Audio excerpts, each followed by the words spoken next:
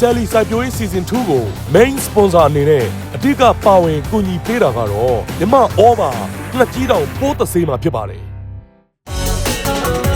Sally စိုက်ပျိုးရေး Season 2 ကို Co-Sponsor အနေနဲ့ပါဝင်အားဖြည့်ကူညီတာကတော့ခနောကြက်သားမုံမှာဖြစ်ပါတယ်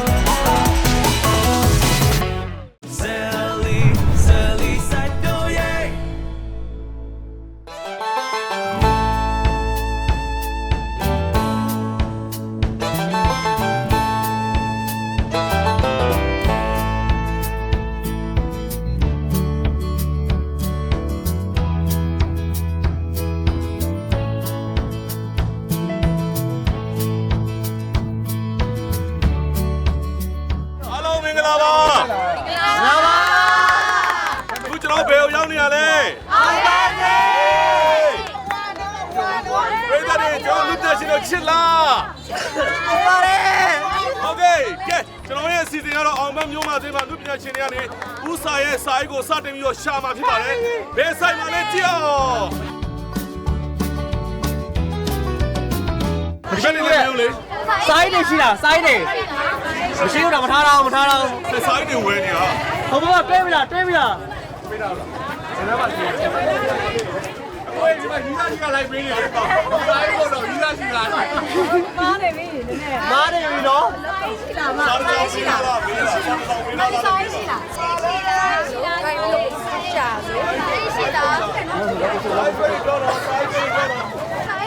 ။ရှောက်ပြောနေတယ်တော့ဖွက်ထားပေးနော်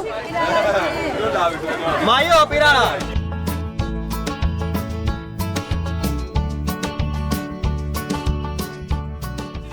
ရှိလားရှိရောလားမရှိနဲ့ညာပြောနေတော့ညာပြော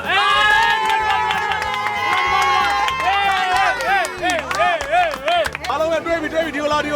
ဦးစာရဲ့စာအိတ်ကိုတွေ့ပါပြီဖတ်ထားပေးတဲ့အတွက်ကျေးဇူးတင်ပါတယ်ဟာโอเคနောက်တစ်ဆင့်မှာဒေသထွက်ဖြာတောင်းများရောင်းသည့်ဆိုင်ကိုတွားပါတဲ့ထိုဆိုင်မှာရှိသောသူများကိုအကူအညီတောင်းပါတဲ့โอเคသွားလိုက်အောင်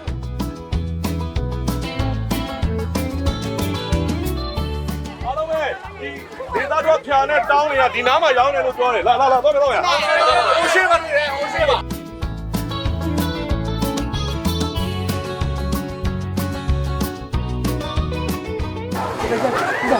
ဒီဆိုင်လုံးလိုက်တာဟာဘေဘီအမလေး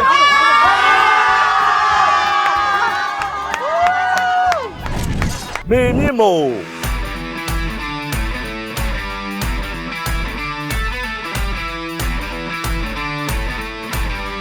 ဝိုင်းရွှေ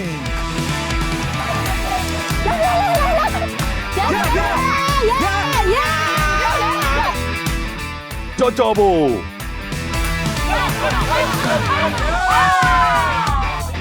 မနှင်းလို့ဖြစ်ပါတယ်ခင်ဗျာ Let's go ဝေးသွားပြီပါ Okay ဝေးသွားပြီ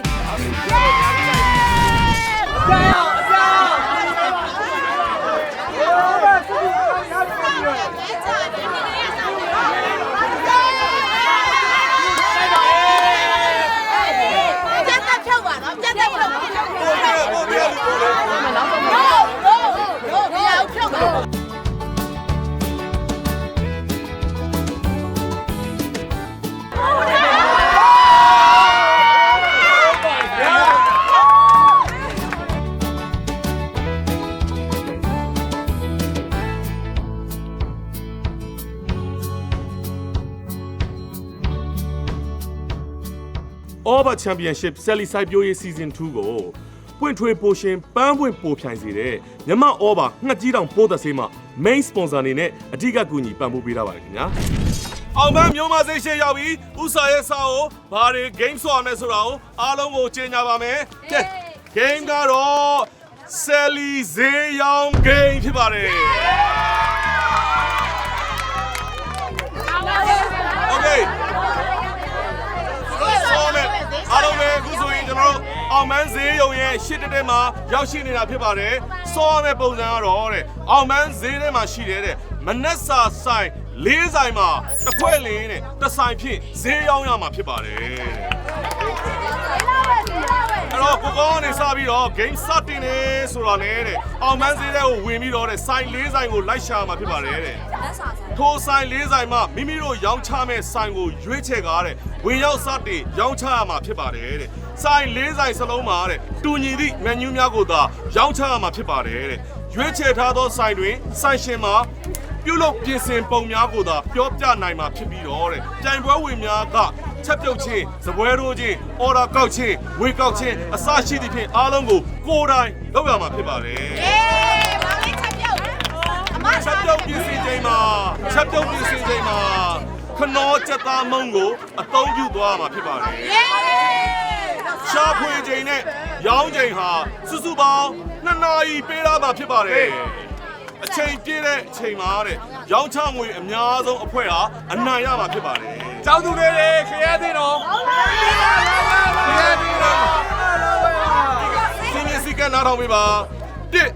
ဆိုင်များကိုဥရလူဝင်ရောင်းခွင့်ရှိသည်နှစ်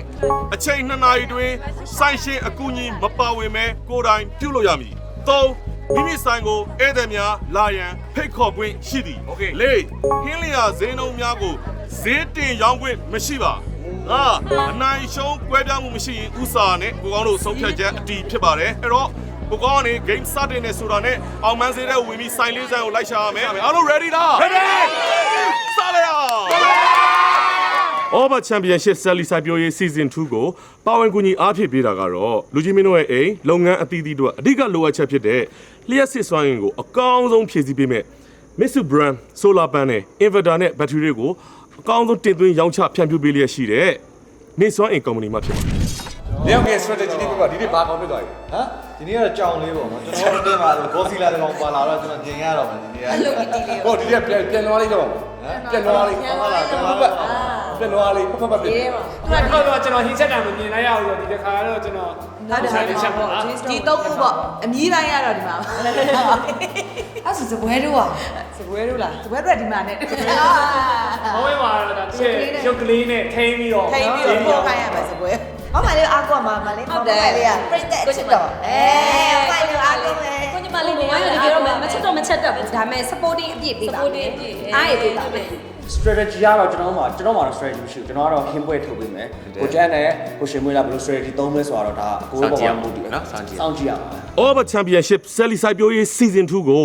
co-sponsor အနေနဲ့ပါဝင်ကူညီအားဖြည့်ပေးတာကတော့အရေးသွေးမြင့်ကြက်သားဟင်းခန့်အမွှေးကြိုင်တွေနဲ့ပြုလုပ်ထားလို့ဟင်းလျာတိုင်းကိုအနက်အရသာပြည့်စုံစေတဲ့ခနောကြက်သားမုံမှာဖြစ်ပါတယ်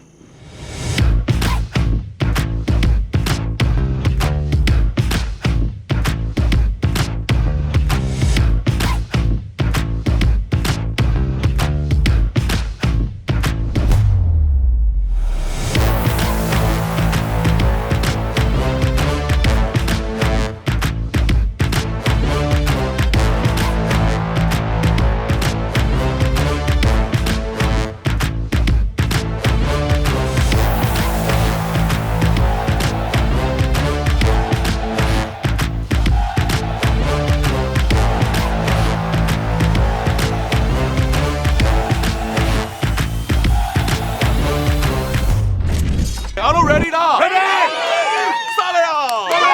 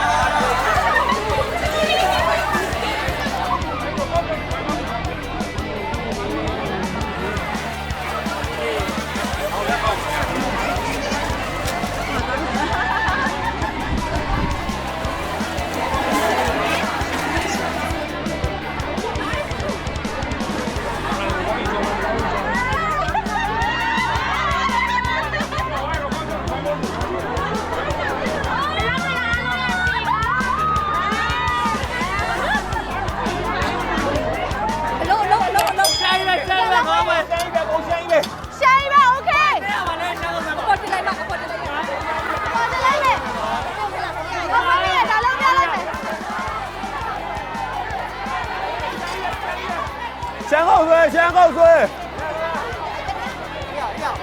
哎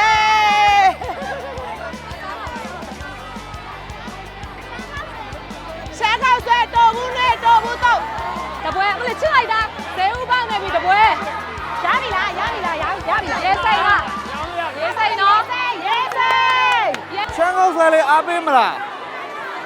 ရှမ်းကောက်ဆွဲလေးအားပေးမလားရှမ်းကောက်ဆွဲရှိရတုံးဆွဲရှိရတုံးမှုတော့ရှိရဝယ်စားမှာဝယ်စားမှာဝယ်စားနော်စားမလားဝယ်စားတော့မထိုင်မပါဒီမှာလာလာလာကျေးဇူးတင်လိုက်တာကျေးဇူးတင်လိုက်တာ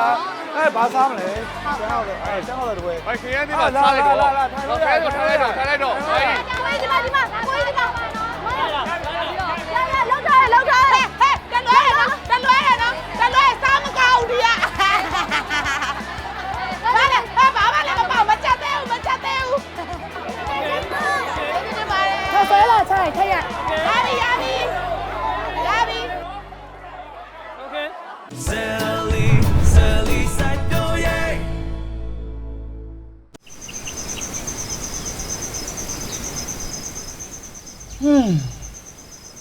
အော်တခါဖြန်းယုံနဲ့လှည့်ကြည့်စရာမလိုတဲ့ပွင့်ထွေးပိုးသက်စီပေးဗျာ ရငါကြီးတောင်ချမ်း ပဲကင်းနဲ့ပွင့်ထွေးပိုးကြနေရင်မြမဩဘာရဲ့ပွင့်ထွေးပိုးသက်စီငှက်ကြီးတောင်စေးတပုံးလျင် 30cc ထည့်ဖြန်းပါတစ်ချိန်ဖြန်းယုံနဲ့ပွင့်ထွေးပိုးရှင်ပန်းမွေးပိုထိုင်နဲ့ငှက်ကြီးတောင် ပြေရှင်စီရထမင်းဝိုင်းလေးလှုပ်ရချက်ကဘာလဲမမေ ခနောချက်သားမှုန့်နဲ့ချက်ထားလို့အနက်ရတာနဲ့ပြည်စုံနေတဲ့ဟင်းလျာတွေကြောက်ပေါ့အရေးသွေးမြင့်ချက်သားဟင်းခက်မှုချက်နဲ့ထုတ်လုပ်ထားလို့ဟင်းလျာတိုင်းကိုအနက်ရတာနဲ့ပြည်စုံနေတယ်အနက်ရတာနဲ့ပြည်စုံတဲ့ဟင်းလျာတိုင်းအတွက်ခနော တခါဖြန်းယုံနဲ့လှည့်ကြည့်စရာမလိုတဲ့ပိုးသက်စီပေးဗျာ ရငါကြီးတောင်ချမ်း ပဲကင်းနဲ့ပွင့်ထွေးပိုးကြနေရင်မြမဩဘာရဲ့ငှက်ကြီးတောင်စေးတပုံးမှာ 30cc ထည့်ပြီးဖြန်းဗျာတစ်ချိန်ဖြန်းယုံနဲ့ပွင့်ထွေးပိုးရှင်ပန်းမွေးပိုဖြိုင်နဲ့ငှက်ကြီးတောင် Sally side door yeah ရှမ်းကောက်ဆဲရပြီဆောင်းရိုက်ပြီမှာရှမ်းကောက်ဆဲဆဲပွဲရှမ်းကောက်ဆဲရပြီတပွဲမှာဒီမှာလာစားကြပါနော်ဒီမှာစားကြပါ အမစီစီပဲနော်စီစီပဲနော် ဒီမှာလာစားကြပါဒီမှာလာစားကြပါနော် ဘာလဲစားကြမလဲဘာလဲတုံးဘူးတော့တပွဲတုံးတော့တပွဲငါလည်းပါစားမယ်တုံးဘူးတော့နှစ်ပွဲတုံးတော့တပွဲတုံးဘူးတော့နှစ်ပွဲအားရခဲ့မှာတူလာတယ် ရှမ်းကောက်ဆဲပဲစားပြီစားပါကျေးဇူးပါညီမလေးလားဒီမှာစားမယ် ကိုကြိုက်နေတဲ့အရာကိုရွေးပါကိုကြိုက်နေတဲ့အရာကိုရွေးပါ ဝဲတော့လာရဝဲ အ တော့ ရာရွေးအောင်ရှိပါတယ်ကိုကြိုက်နေတဲ့အရာကိုရွေးပါ ဆယ်ပွဲတော့မှာလိုက် စားပြီးတော့နေရာထည့်လို့ရပါပြီတခြားလူတွေစားလို့ရအောင်ဈေးရောက်တဲ့ဂိမ်းတိုင်ဝဲဖြစ်ပါတယ်ဈေးရောက်တဲ့ဂိမ်းတိုင်ဝဲဖြစ်ပါတယ်ဈေးရောက်တဲ့ဂိမ်းတိုင်ဝဲဖြစ်ပါတယ်အရာ၄အောင်ရှိပါတယ်ကြိုက်တဲ့အရာကိုသွားပြီးတော့မှာယူစားသုံးလို့ရပါတယ်နှစ်ပွဲ ဒီအများဆုံးရောင်းနိုင်တဲ့အဖွဲ့ကအနိုင်ရမှာဖြစ်ပါတယ်ဈေးအများဆုံးရောင်းနိုင်တဲ့အဖွဲ့အနိုင်ဖြစ်ပါတယ် နော်ရှမ်းကောက် ဈေး လေ အ ပွဲ များ ကျွ ဆုံး န် ရော တော် င်းနိုင်တဲ့အဖွဲ့ကအနိုင်ဖြစ်ပါတယ်ခရီးအောင်ရှိပါတယ်ဝါအောင်ရှိပါတယ်အချီအောင်ရှိပါတယ်အကြောင်ရှိပါတယ်ဈေးအများဆုံးရောင်းနိုင်တဲ့အဖွဲ့အနိုင်ရရှိမှာဖြစ်ပါတယ် စားပါပဲဦးစားပါပဲဘူးဒီမှာလာစားလို့ရပါတယ် အပူပါခင်ဗျာဒီမှာပါအရိုက်ကောင်းပါလေခင်ဗျာဒီမှာကျွန်တော်တို့ပါအဝအသင်းပါခင်ဗျာဘာမှလဲရှမ်းကောက်တွေ သုံးလေးရပြီသုံးလေးဟောဒီပါဟိုဒီဘက်လာခဲ့ပါမလား နန်းနေခင်ဗျာကိုယ့်ကိုစားလို့မရပါဘူးပရိသတ်ကိုကျွေးပရိသတ်စားခိုင်းတာပါပရိသတ်စားဖို့ပါအဖြူရောင်တင်ကိုယ့်ကိုစားနေပါတယ်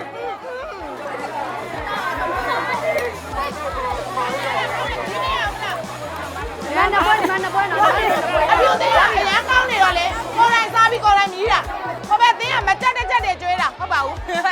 တော်များတယ်နော် မကြက်ဘူး များတယ် သုံးပွဲဘာကနေမရှိတော့ဘာကနေတင်းအောင်ခဏလေးနား မသမီးတို့လည်းပြင်စေးရတယ်နည်းနည်းပဲခုပြီးပြင်စေးပေးရမလုံးနဲ့ရတယ်သမီးဒါတော့တရားကိုတစ်ခါရေးပစ္စည်းထည့်လိုက် ဒီဆိုင်မှာလာစားရင်၄ယောက်ကကားပြမယ်တဲ့ ဒီကနေ့လာစားရင်စစ်ပြပြောဘီကားများအေးပြောရဲမရှမ်းပြီးရုံးလေ ဒီမှာတောက်ပေးနေတယ်ဒီမလေးထားပေးပါလားဒီမလေးကျေးဇူးနော်ခိုင်းမယ်နော်ဒီအားထည့်လိုက်ရောဟုတ် လေးဆုံးပေးမယ်လေးလေးဆုံးပေးရပါလေဘာတပွဲလဲ ကောင်းရလားကောင်းထားတယ်ကောင်းထားတယ်ကောင်းထားတယ်ကောင်းသွားပြီတော့ကောင်းထားတယ်ကျေးဇူးတင်တယ် ရှင်ပြရရှိတောင်းမှမှာလေနော်နော်ကျော်သုံးလေးပါတော့မှာနော်ဟုတ်ကဲ့ပါခင်ဗျာဟုတ်ကဲ့ပါ လာစားလားလာထိုင်လားမေးလားလာစားမယ်မလားလာပဲရောက်အောင် ပါစေတော့ပါစေတော့ပါစေတော့အဲ့ဒါလေးစိတ်ကြည့်ကြည့်နေပါပြီဒီရလူလာရောက်လို့ရ ကောင်းတယ်တပွဲဘယ်လောက်လဲမတပွဲ1500မှာတပွဲ1500 ဟုတ်ကဲ့ဒီမှာလေးတော့900ပြန်အဲ့ပဲပါစေ တပွဲရပြီရှမ်းကောင်းစ ရရရှမ်းကောင်းပဲတော့ပြောရပြီအဲ့မှာတွေ့လာပါလိမ့် ဟုတ်တယ်ကိုကြီးကြောက်ကြရင်ဟုတ်တယ်တပွဲအမေတပုံလေး ကုန်းပြပါတယ်ဆုံးရ ကျေးဇူးပါအမတ ပါစေလေးရောက်ပါလေခင်ဗျာ ပါစေရမယ်ပါစေရမယ် ပါစေ အဲ့ဒါပါစေရမယ်ဖေးလား ကိုရှိကြတယ် ဟုတ်ရတယ်သူတို့အရသာမကောင်းရင်ပတ်စံမပေးနဲ့အရသာမကောင်းရင်ပတ်စံမပေးနဲ့နော် စီးပြီးရပြီရမှာပေးမယ်မှာပေးမှာ အရသာမကောင်းရင်ပတ်စံမပေးနဲ့နော် ဆက်ကောက်တော့တိုးဝမ်းပေါ့ဆယ်ပွဲပေါ့ โอเค တပွဲတော့ပွဲရောက်ပါပြီပြတဲ့ ချိုးလဲလို့အိမ်ရောက်ပါထက် ပြတဲ့ ပါစေရောက်နေတော့ တော့ရတော့မယ်နော် ပါဆယ်ရောင်းနေတယ်လို့တကယ်မရှိတော့ပါဆယ်ရောင်းနေတယ်ဟုတ်ပါသေး โอเคပါစေတော့ပါစေတော့ပါစေတော့ ယူတော့ပဲဟဲ့ ဟောတော့မိုင်းပါစေပတ်စံလေးပေးပါလား ဒီလေးစားလို့ရရဲ့နော်ငါညီမလေးလေးစားလို့ရပတ်စံတော့ပေးရလားပတ်စံတော့ပေးရလား ပတ်စံများလို့ရတယ် စစ်လိုက်တာကျေးဇူးတင်ပါအမေလေးတဲ့နော်တပွဲတော့ကျလို့အေးညီမလေးကနာလေးပါပြီးရိုက်မယ်ကျေးဇူးပါ ပါစေဝယ်တဲ့သူကိုစက်သားအများကြီးခဲ့ပေးမယ်စက်သား ဟုတ်ဘူးလေဒီလိုဆိုင်ပါဆယ်လား2500ရှင်ဘူး အကျွေမရှိလို့မှရနော်ပွဲလေနှစ်ပွဲပတ်သက်ရှင်းပြပါလားစိတ်မရှိပါနဲ့ အဲ့တော့ပါဆယ်မဆယ်ရတယ်ဟိုဘက်ကရောက်မှရတယ်ဒီလိုဆိုင်ဒီလိုဆိုင်ဟုတ်လားလာစားကြပါမမကျေးဇူးတင်ပါတယ်မေကျေးဇူးတင်ပါတယ်မေစားပါမစားဝမယ်တခုစားဝလေရှက်မောက်ဆက်စားတော့ကြောက်စားလား ဒီနေ့ကတကယ်တော့ချက်ပေးလိုက်ဘုဘကပေးနေတယ် ဟုတ်ကဲ့ရောင်းနေ ဟောအဲ့မှာ ပါဆယ်ရောင်းနေလားဟုတ်ကဲ့ရောင်းနေဘယ်ပါဆယ်ရောင်းနေလဲ ပါစေမဝယ်တော့ဘူးလား လာလေဟ ဟမ် ဒီမှာပါဆယ်ပဲပေးရမယ်နော် တခြားသူချီးလေ ဆက်တဲ့ပွဲလို့နေတယ်ဆက်ကောက်တဲ့ပွဲလို့နေတယ် သပွဲ ရပြီ ရတော့မယ်ဘဝရောက်ပြီးရင်အချီတော်တင်းရဲ့မှာထိုင်ကုန်နေလွတ်နေပါပြီ ဆောင်းညီမလေးရှက်ကောက် ထိုင် ဆက် ကုန် တယ် နေအချီတော်တင်းမှာထိုင်ကုန်ပွဲလားထိုင်ကုန်ထိုင်ပြီးစားပါ ဟာဖန်တီးပေးမယ်ညီလေးစားမယ်နှစ်ပွဲလုပ်ပေး ဘာစားမလဲ โอเค ဆက်တော့ပါဆယ်လားဟင်းညို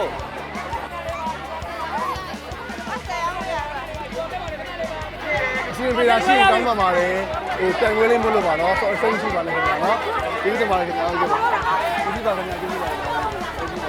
ရှမ်းတော့ပဲရပြီ အားပေးဆက်ရအောင် မောင်းနိုင်ပါပြင်ပါနော်မောင်းနိုင်ပါပြင်ပါနားပါနားပါโ yummy อเคပါတပွဲတစ်ခါပါ အားစားမလဲ ရောင်းပါတယ်ရပါစေဒီလေးပါစေဒီမှာဂျမိုးပတ်စံသေးအောင်ဂျမိုး ဒီမှာပဲတော့ခါရတယ်တော့စီတာတော့2500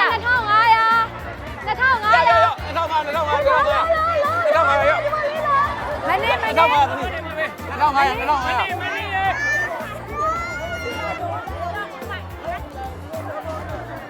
တို့ဘယ်ကပြည့်ကြရလဲမသိဘူးလူလေအပြာရောင်သိလူလေကြပါလေ အရှင်ပုံစားပါမလားပုံစားပါမလား ယူရတယ် ဟောပွဲလာတော့ပွဲလာယူမယ် ပါစေ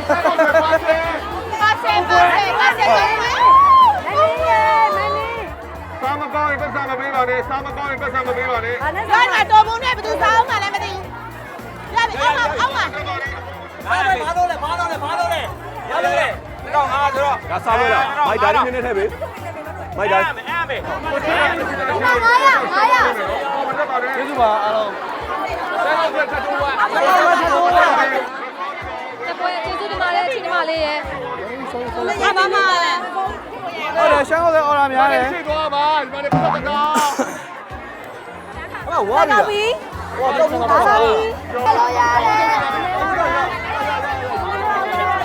ခဏလေးပဲခုနကလေအမယူရလား900ရမ်းမယ်နော်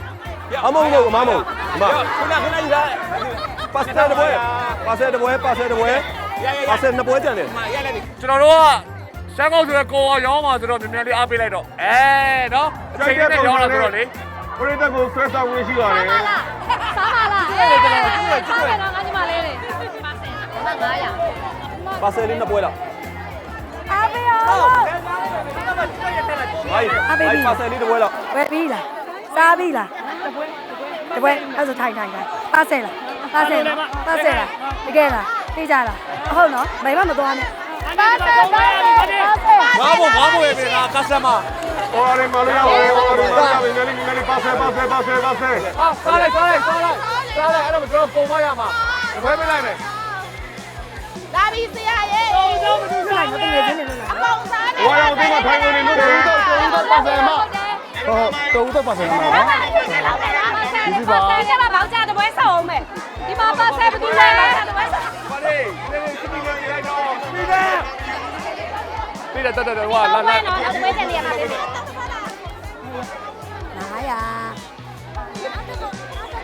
900 ပကန်းလေးရပြီ ငါဆွေးရမှာပေါ့ဆိုတော့ဘယ်ရဆိုဒူခေါ်လာလိုက်ရောဘကတော့စီရခဏဘကတော့စီရ လိုက်တကြီးအားလုံးပဲပြင်လာပါတော့ရအားပေးရပါတော့အားပေးရပါ 900အဲ့မယ် ကျန်းတော့လည်းဘယ်သူမှအားနေလဲဟမ် ကြောင်းလေးလက်နူကောင်းလေး အနီ2500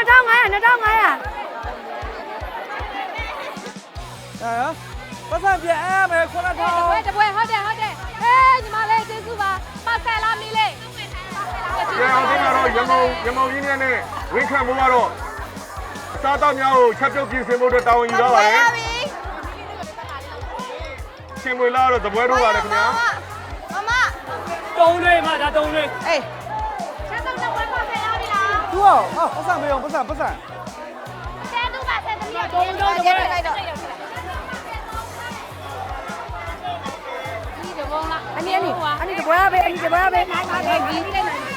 နေ့စနေပြပါစေ နေရဲ့ ရှင်း ရှမ်းတုံးလေးဒီမှာပါဆယ်ထဲလိုက်ပါလားကျွန်တော်ပြင်ထားပေးမယ် မင်းအောင်ခဲ့ ရတယ် မခဏ ဒီ လေး ပေါ် အောင် ကြီး ခဲ့ လာရရှိနေစားနေသူပတ်သက်နေများရောက်ပြီးတော့ဒီဝင်နေများရောက်မှာသူအနိုင်ရမှာနော် တော့မထဲတဲ့ရှမ်းဟောက်ပဲပတ်စတဲ့ဘွဲ တပွဲပဲလား ဘယ်မှာလားဘယ်ဘက်မှာရှေ့ရဒီဘက်မှာလားโอเคဒီဘက်မှာ ဒီမှာလက်ပွဲပါစာ နောက်ထပ်ပရိသတ်တွေအတွက်နောက်ထပ် customer တွေစားပြီးတဲ့သူများနေရာလေးဖယ်ပေးပါကျေးဇူးပြု၍နောက်ထပ်စားမဲ့သူများအတွက်နေရာလေးဖယ်ပေးပါခင်ဗျာ ပြန်ပေးပါဦးဂျမုံ900ပြောလောက်ဂျမုံ 900လောက်ကျခဏပဲပြုတ်ရပြီလေပြုတ်လိုက်တာအရင်ပြဲသွားတော့ခဏလေးတစ်ချက်လောက်ပဲရပြီမသိဆုံးတာတော့ပါနှင်းမှာနှင်း တော့ပွဲ အာဒီရောပါစေတော့နှစ်ပွဲထည့်နိုင်တယ်ပါလားနှစ်ပွဲထည့်နိုင်ပါ ရထိုင်မစားခြင်းလည်းပါဆက်ထုတ်လို့ရပြီကြာထိုင်မစားခြင်းလည်းပါဆက်ထုတ်လို့ရပြီကဲချချ ပါဆယ်ပဲရပါဆယ်ပဲရ အတင်းအားတော့မရောက်ပါနဲ့ ကျွေးရည်ပဲ ဘုံရတယ်တက်ရပါ Sally Saito yeah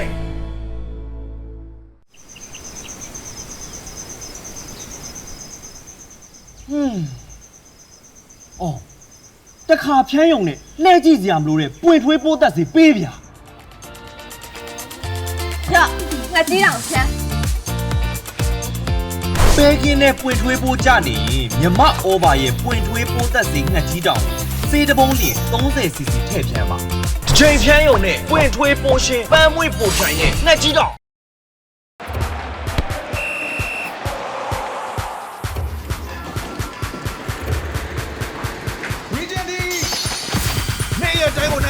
Regendi ရောက်ရှိလာပါပြီ Regendi အားဖြည့်ချိုရတဲ့ Regendi Energy Drink နေရတိုင်းကိုနိုင်ယူနိုင်ဖို့ Regendi တောက် Regendi အားဖြည့်ချိုရတဲ့ Regendi Energy Drink Let's get me on you talk about now that how Regendi တောက်နေရတိုင်းကိုနိုင်ယူလိုက်ပါ Regendi အားဖြည့်ချိုရတဲ့ ပြင်ရှင်စရာထမင်းဝိုင်းလေးလှုပ်ရချက်ကဘာလဲမမေ ခနောချက်သားမှုန့်နဲ့ချက်ထားလို့အနက်ရတာနဲ့ပြည်စုံနေတဲ့ဟင်းလျာတွေကြောက်ပေါ့အရေးသွေးမြင့်ချက်သားဟင်းခက်မှုချက်နဲ့ထုတ်လုပ်ထားလို့ဟင်းလျာတိုင်းကိုအနက်ရတာနဲ့ပြည်စုံနေတယ်အနက်ရတာနဲ့ပြည်စုံတဲ့ဟင်းလျာတိုင်းအတွက်ခနော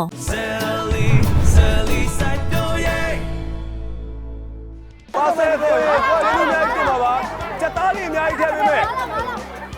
အဲ့လိုပဲမထည့်ကျွန်တော်လည်းရတာဒီတိုင်းမပေးလိုက်တော့ဒီတိုင်းပေးလိုက်ခမ်းပါအားပေးရအားပေးပြည့်ပြီးရော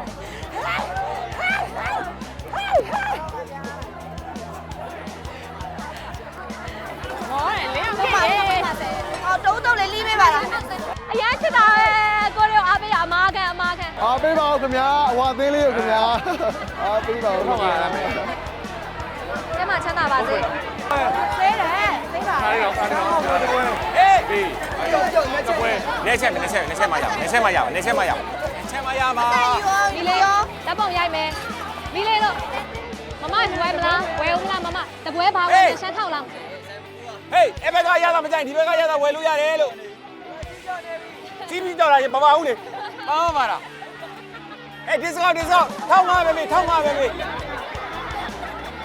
ပါဆယ်တော့အမယူမလားဘာမှမလဲမတော့လာမှတပွဲလားခင်ဗျာဒီစင်းတော့မခဏလေးပါနော်ခဏလေးပါမမမ2500ပေးတာမမကို2500ပြန်ရမယ်ရောမမရောရှမ်းထောက်20လိုက်မယ်ပြေးဒီပါပါတုံးတော့ဝယ်ပါဆယ်တုံးလေးတောင်းမဲကြမှာကိုတောင်းမဲကြမှာကိုကျွန်တော်9500အမ်းတောင်းမဲကိုစဲလက်ရရန်ကောင်းတယ်မီလေးပေးပါရှမ်းထောက်ပေးပါမီလေးတို့အခုနော်မဆက်ဝဲပေးအောက်ဆေးရောက်တော့ဆက်ဝဲပေးဆက်ဝဲပေးမြင်မြင်ထက်ဒါလေပါဆယ်ဒီမှာ9ပွဲရောက်ရှိနေပြီဟုတ်တယ်အဲ့လိုနေမကြည့်လေမကလေးမလားလိုက်ဘယ်လိုလဲကျေးဇူးတင်ပါတယ်ကိုရှင်ဝင်လာအားလုံးပဲနော်ကျွန်တော်တို့ဒီကြိုင်ဆိုင်တဲ့ဒီကြိုင်ပွဲ TV စီစဉ်ဖြစ်ပါတယ် TV စီစဉ်ကကျွန်တော်တို့ MRTV4 ရုပ်သံလိုင်းဒီမှာလေးရှမ်းခေါက်ဆွဲပါဆယ်6နာရီတနင်္ဂနွေနေ့တိုင်းညနေ6နာရီမှာထုံးလင်းပြသမှာဖြစ်ပါတယ်လေးပွဲ Thank you လောက်ဒီကွာထရောက်ဟိုမှာလမ်းမှာလာပဲဒီမှာတပွဲလေပေးလိုက်အောင်လေတပွဲဒီမှာလေး18ပွဲရှိတယ်18ပွဲရှိရပါစေရှမ်းခေါက်ဆွဲလားရှမ်းခေါက်ဆွဲပြင်မယ်လုပ်လိုက်တော့အတော်ဘူးထွေးတပွဲမလောက်လေတပွဲလေ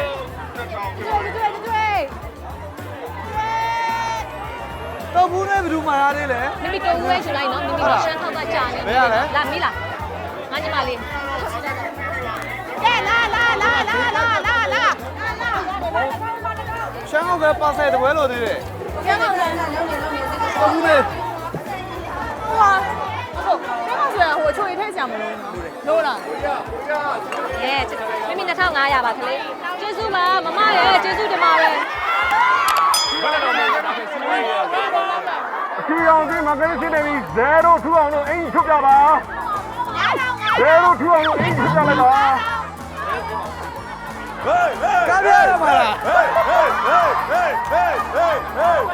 ဒီအောင်ဒီကကားပြီးတော့မကလေးစနေပါလေကားပြီးမကလေးစနေပါမင်းကြီးများတဲ့ပုံပဲအများကြီးဝယ်သွားလိုက်ပါဟေ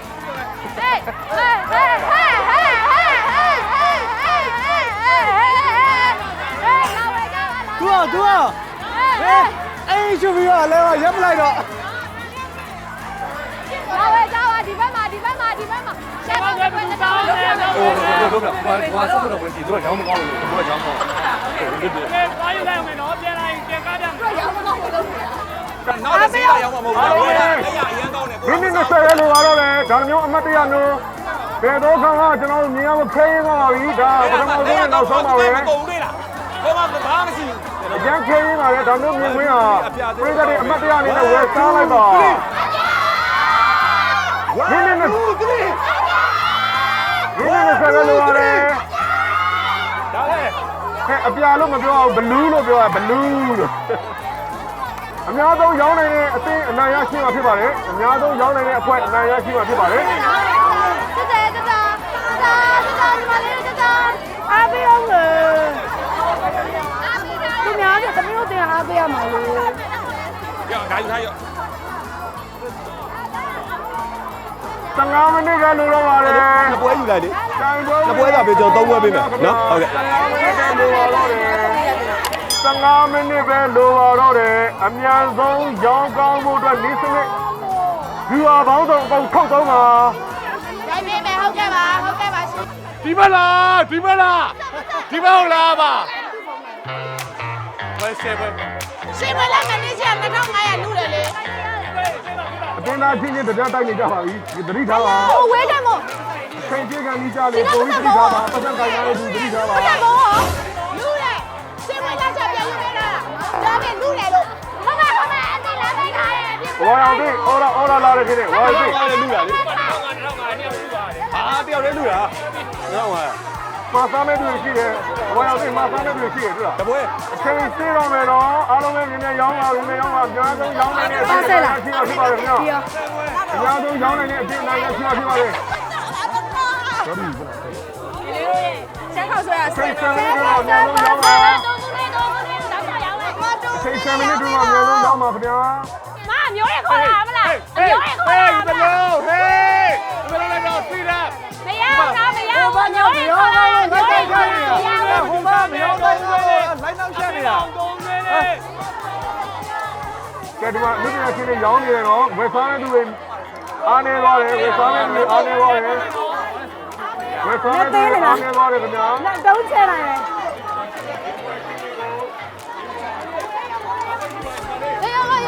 ရောကုန်းလေးနေအပေးလို့ရပါရဲ့ချိန်လေး10မိနစ်ပဲကျန်တော့လို့ပါချိန်10မိနစ်ပဲကျန်တော့လေ10မိနစ်ပဲကျန်တော့လေ10မိနစ်ပဲကျန်တော့လေ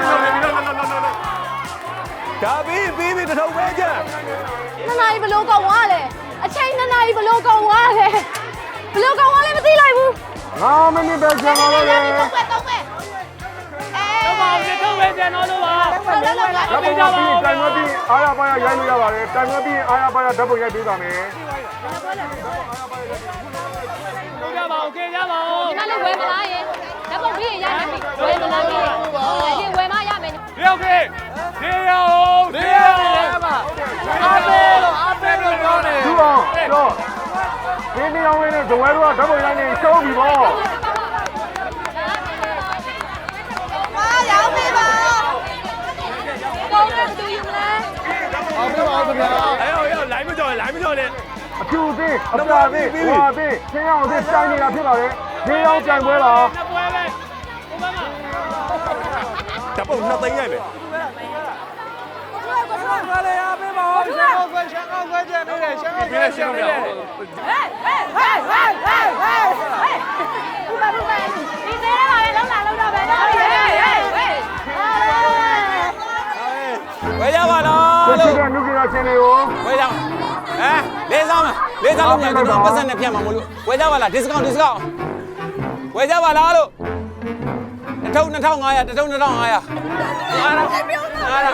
ရမရတပွဲကြီးလိုက်တပွဲပဲလားနောက်တပွဲကဘာလုပ်လဲအချိန်3မိနစ်ပဲလိုတော့တယ်အချိန်3မိနစ်ပဲလိုတော့တယ်3မိနစ်ရပြီပါအောင်3မိနစ်အမတပွဲလေးပဲအားပေးသွားလိုက်ပြီးပြီနော်ကျွန်တော်မလက်တဲ့ဝင်တွေအကုန်သုံးလိုက်တော့တိုင်ပွဲပြီးသွားပြီဆိုဓာတ်ပုံအားရပါရရိုက်လို့ရတယ်အခုတော့တိုင်ပွဲကာလမှာဝယ်စားပေးပါမဆဲဝဲ3ပွဲလောက်ယူရအားဝါပေးလိုက်အေးလာမဝဲမတော့အခုကြီးလေကြီးစုတင်တယ်ကွယ်ကျွန်တော်တို့လက်ရနေဘယ်သူလက်ရနေတော့လူစားလို့လည်းမကောင်းဘူးဟမ်အဲ့မို့ပါပဲပါတယ်ရော9000လောက်ကိုကြည့်လိုက်ပါ9000လားဟုတ်တယ်9000ဖြစ်မယ်ရောက်နေရောက်ဓာတ်ပုံရိုက်ကိုဒါဝယ်မရဝယ်မယ်နော်ကျွန်တော်ရိုက်ပြီပဲအဆန်းကစားပဲဒီတော့စားပွိုက်တာစားတယ်အပေးလေဟာဒီမှာလူတွေရောလည်းကြည့်အောင်သုံးပတ်သက်တယ်ဟုတ်လားပတ်သက်ဈေးရောက်ပါအမောင်လေးကျေးဇူးတင်ပါတယ်ငါမောင်လေးတို့ဈေးရောက်ပါတော်ဦးနွယ်မယ်မလားတော်ဦးနဲ့တပွဲရပြီကျေးဇူးပါရောက်တော့ရပြီတော်ဦးနဲ့တပွဲအေးမဲဝယ်သေးလေဝယ်မလားဒီနေ့ကဲအားလုံးချိန်ကြည့်တော့မယ်10 9 8 7 6 5 4 3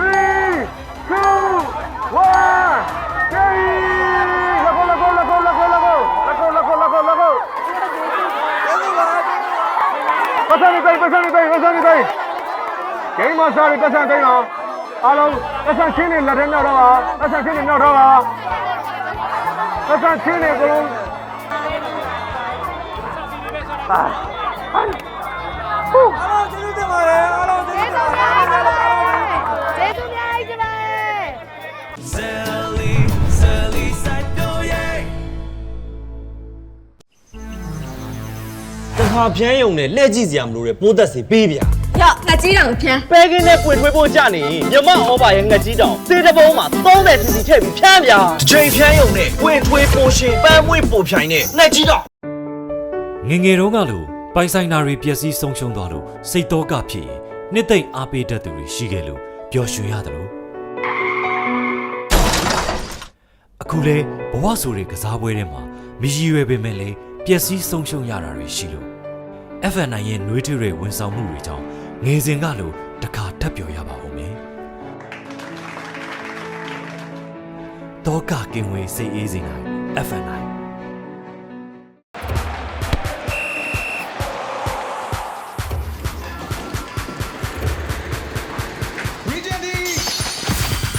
တိုင်းကိုနိုင်ဖို့ Region D ရောက်ရှိလာပါပြီ Region D အားဖြည့်ချိုးရည် Region D Energy Drink နေရတိုင်းကိုနိုင်ယူနိုင်ဖို့ Region D တောက် Region D အားဖြည့်ချိုးရည်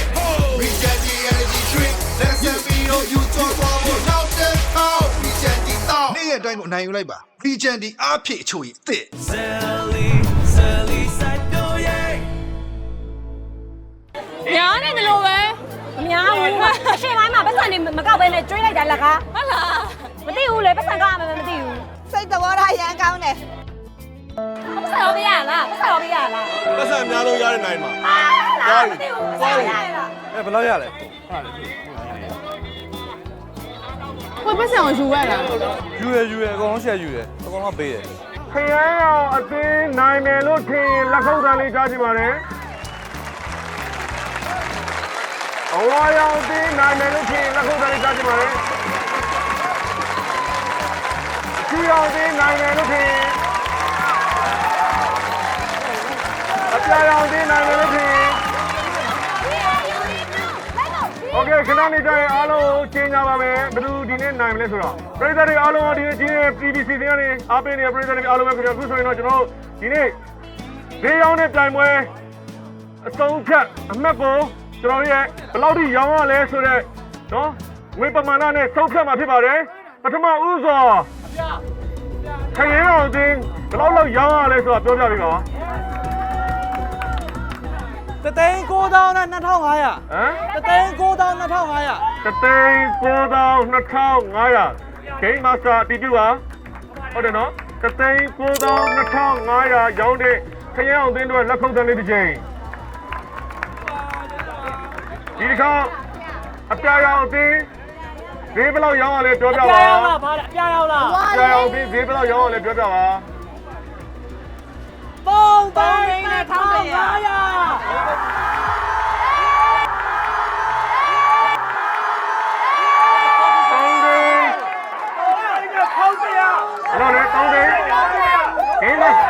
ခဏလေးခဏဂိမ်းမစတာတီးပြပါဂိမ်းမစတာပြောတာတီးပြပါ3သိန်း3သိန်းနဲ့1100တဲ့3သိန်းနဲ့1100တဲ့အပြာရောင်တင်းဘဝရောင်တင်းဝေဒမနာဘယ်လောက်ရောင်းရလဲပြောပြပါအားလုံးငြိမ်သက်ပေးပါခဏငြိမ်သက်ပေးပါခဏငြိမ်သက်ပေးပါဘဝရောင်တင်းပြောပါဘဝရောင်တင်းဝါရောင်တင်းတယ်လို့ဝါရောင်တင်းပြောပါဝါရောင်တင်းက3,800 6,000ပါလက်ခုပ်တန်းလေးတစ်ချိန်โอเคအဖြေအောင်တင်းကျင်းကြပါ3သိန်း4တောင်းဂိမ်းမာစတာတီးပြပါဂိမ်းမာစတာအဖြေအောင်တင်းဂိမ်းမာစတာပြောပါ3သိန်း4တော့မပြောတာဟုတ်ပါဂိမ်းမာစတာဘယ်လောက်လဲ2,600 နဲ့အဖြေအောင်တင်းဖြစ်ပါတယ်လက်ခုပ်တန်းလေးကိုပြပေးပါโอเคအားလုံးပဲအခုဒီနေ့အယောင်4ယောက်နော်ကျွန်တော်အသင်း4သင်းရှင်ပြိုင်တဲ့ခါမှာ၄ယောက်ဝင်အများဆုံးကတော့အပြာရောင်အသင်းဖြစ်တဲ့အတွက်ချန်ပီယံအနိုင်ရရှိပါတယ်ခင်ဗျာ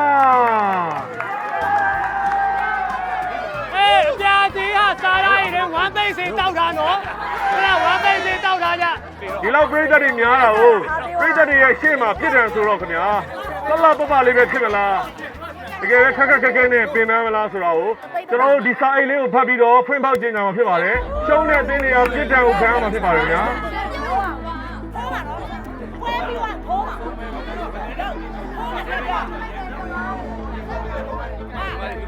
အားလုံးရဲ့ပြောစရာကြီးပါပြိတ္တတွေဝမ်းသာလိုက်တော့ရှုံးတဲ့အသင်း၃ပွဲကားတဲ့ဈေးထဲမှာရှိနေတဲ့ပြိတ္တအားလုံးကိုတဲ့ဆယ်လီစိုက်ပျိုးရေးတင်းဆောင်နဲ့ကပြတီဆိုဖြောပြပါOba Championship Sally Cyber Season 2ကိုပါဝင်ကူကြီးအားဖြစ်ပေးတာကတော့နေ့ရက်တိုင်းကိုအနိုင်ယူနိုင်မှုစွမ်းအားဖြစ်တင်ပေးမဲ့ Region D အားဖြစ်ချိုးရီမှာဖြစ်ပါတယ်အဲ့တော့အဲ့လောက်ကနော်ကျွန်တော်တို့ဒီလိုရှင်းဖောက်ဆွဲရောင်းနေဒီအနေထားလေးကိုအဲ့လို3သိန်း4သိန်းအဲ့လောက်ဖြစ်သွားမယ်ဆိုတော့တော်လေးတော့နော်ကိုတော့အော်ရကြီးလိုက်သူတို့ရည်တွေကပတ်သက်ကြီးတယ်တပြေဟောများလာအဲ့တော့အော်ဘာကောင်းမှလဲဆိုတော့ညီမတို့ယူလိုက်တဲ့စိုင်ခန်းနေရာလေလမ်း3ခွာစုံဖြစ်သွား4ခွာစုံဖြစ်သွားလမ်း4ခွာစုံဖြစ်သွားတော့ဒီနောက်ကလာတဲ့ပြည်သက်တွေကလည်းညီမတို့စီကဝယ်တယ်ညီမစီကနေဝယ်တယ်ပြီးရင်အလဲကိုဝင်းခံမှုရှိရပြည်သက်ကလည်းဝယ်တယ်ပြီးတော့ကိုရီမြောက်စီကလည်းဝယ်တယ်အဲ့လိုညီမတို့က4ယောက်လုံးကဈေးရောင်းနေတာဖြစ်သွားတယ်နော်ဈေးရောင်းတော့ရန်ကုန်က location ယူရလည်းမှန်ပါစားလာတွေကလေကျွန်တော်လည်းကိုရှိမလာနဲ့ဘယ်သူမှမသွားနဲ့ဘာမှမသွားနဲ့ဆိုတော့ပြေးတာဟိုကလေဇလုံးတစ်လုံးလုံးကိုရောင်းလိုက်တာတွေ့ရင်ဟုတ်တယ်တသိန်းနဲ့လားမသိပြောပြီးနောက်လူတွေကြက်သားဘက်မပါဘူးဒါပေမဲ့ပြိတ္တအပါရင်လည်းမကောင်းကိုရီးယားမှာတမာစီဝါနဲ့နော်ယူဖြူစင်စင်လေးရှာပြီးတော့တကယ်အဓိကဈေးသနာနဲ့အများကြီးထည့်တာဒါပေမဲ့သူကကြောက်ဂိမ်းနိုင်ဖို့ပဲဆိုတော့အဲ့လိုကြီးကြတော့ပြောဖို့မကောင်းတော့ပတ်စံ2500ဆိုတော့သူတို့ဘဝအတွက်ဘယ်လောက်ထိတန်မိုးရှိလဲဆိုတာဟုတ်စဉ်းစားကြည့်လိုက်ရိုးသားတဲ့တောသူတောင်သားတွေအဲ့လိုဖတ်ဆွဲနဲ့စားနဲ့ထည့်ပြီးရောင်းနေဟုတ်တယ်ပြီးတော့အဖြူအခုစီတင်သူ့ရဲ့အဖြူအသင်းဖွဲ့ရလေဟိုတအားချောတဲ့ခါကျတော့အကောင်တို့ကဓာတ်ပုံရိုက်ဖို့ပဲဦးတီးပြီးတော့ပတ်စံမပေးခဲ့ကြဘူးမြန်မာလေးတန်တာကျတော့ကျွန်တော်တို့က game shot တယ်ဆိုတော့သူတစ်ချက်မေ့သွားတော့ကျတော့ရှင်ထဲမှာဒီပေးရတဲ့ဒီတန်မိုးနဲ့ညီမျှတဲ့အရာတာကိုကျွေးချင်စေတနာဘာလို့လဲဆိုတော့ဗျာတချို့လူတွေကကျတော့တကယ်ပါဆယ်ဆိုပေမဲ့ပါဆယ်မျိုးပဲဆိုင်မှာထိုင်စားချင်ဆိုင်မှာထိုင်စားတဲ့ခါကျတော့သူတို့တွေရဲ့မျက်နှာ expression နဲ့ကျွန်တော်တို့ကဈေးတဲ့စိတ်ပြေသွားတာပေါ့အပြုံးလေးကောင်းလားကောင်းတယ်ဆိုတဲ့ဟာလေးနဲ့ကျွန်တော်ပီတိတွေဖြစ်ပြီးတော့မတိချလုပ်ပြီးတော့တေချာပြီးမှတပွဲကိုတတကြီးရဲ့ကောင်းမှုတကယ်ရှမ်းကောက်ကျွဲအရသာကောင်းမှုလေးရအောင်ဖန်တီးတယ်တချို့အသေးတွေကတော့ဘယ်လိုပြောရမလဲဒီရှမ်းကောက်ကျွဲမုတ်ဖက်နဲ့မုတ်ဖက်တော့ဘူးရတာမဟုတ်ပါဘူးတချို့မုတ်ဖက်စားရတာမုတ်ဖက်ကိုပြုတ်တော့မပြုတ်မုတ်ဖက်ကိုအဲ့တက်ထည့်ပြီးစားချုပ်ပတ်စံကိုအလကားလေယူသွားတာပေါ့ဗျာအဲ့လိုခံစားရတယ်ရှိလားရှိတာပေါ့ကြာတင်းရလေသူကပါလေသူက customer ကိုခဲမလို့သူရောင်းရဖို့ရေးအဲ့လိုလေဘာစားကြလဲမမေးဘူးနော်ရောဒါပဲရောင်းတယ်ဘာရောင်းလဲဆိုဒီမှာတမျိုးပဲရောင်းတယ်လို့တင်ကြားတယ်ချက်သားလည်းမပါဘူးထုတ်ပြီးရင်ပြီးရောပေါ့ဗျာထုတ်ပြီးရင်ပြီးရောသူကစားရတဲ့ကြားလည်းမပါဘူးဒီတမုံလည်းမပါဘူးအိမ်ရောက်တော့ကိုထည့်စားလိုက်အဲ့လိုလုပ်နေတာချိုးပြီးပါဝယ်စားတဲ့ဒီဈေးဝယ်လို့တော့အရန်အာနာမိပြီးတနာလဲတနာမိOba Championship Sally Cyber Season 2ကိုပါဝင်ကူညီအားဖြစ်ပေးတာကတော့လေကွင်းမှသည်ကုံချောစီတို့တောင်သူကြီးများလက်တွဲလှုပ်ဆောင်နေတဲ့တောင်ပေါ်သားရည်ရှင်စိုက်ပျိုးရေးကုမ္ပဏီမှဖြစ်ပါတယ်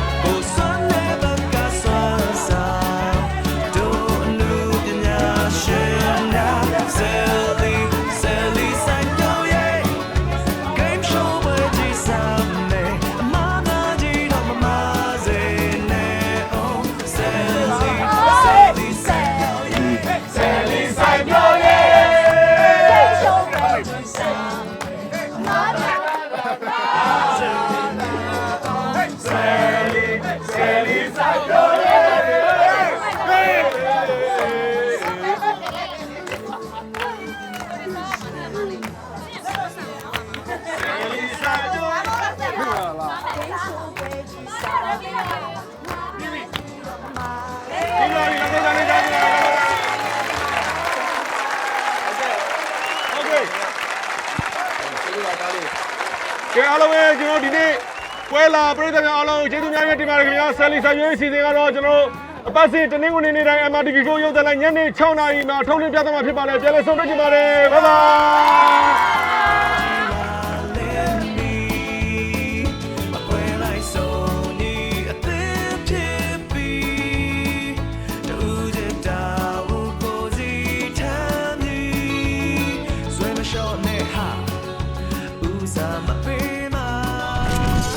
Over Championship ဆယ်လီစိုက်ပျိုးရေး Season 2ကို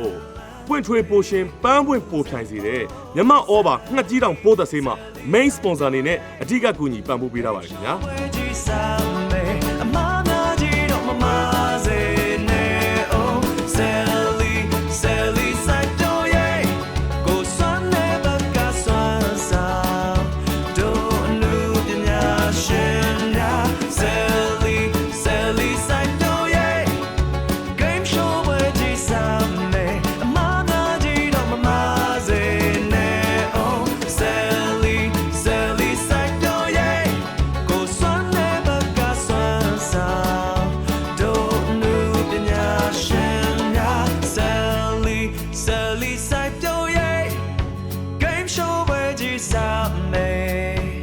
မြန်မာပြည်မှာပထမ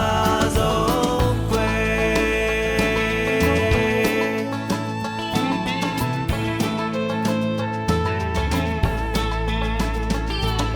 ဆယ်လီစိုက်ပျိုးရေး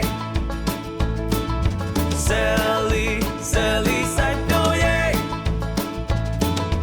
ဆယ်လီစိုက်ပျိုးရေး ဆယ်လီစိုက်ပျိုးရေး Season 2ကို Co-Sponsor အနေနဲ့ပါဝင်အားဖြည့်ကူညီတာကတော့ခနောကြက်သားမုံမှာဖြစ်ပါတယ်ဆယ်လီစိုက်ပျိုးရေး Season 2ကို Main Sponsor အနေနဲ့အဓိကပါဝင်ကူညီပေးတာကတော့မြန်မာ Over ငှက်ကြီးတောင်ပိုးသက်ဆေးမှာဖြစ်ပါတယ်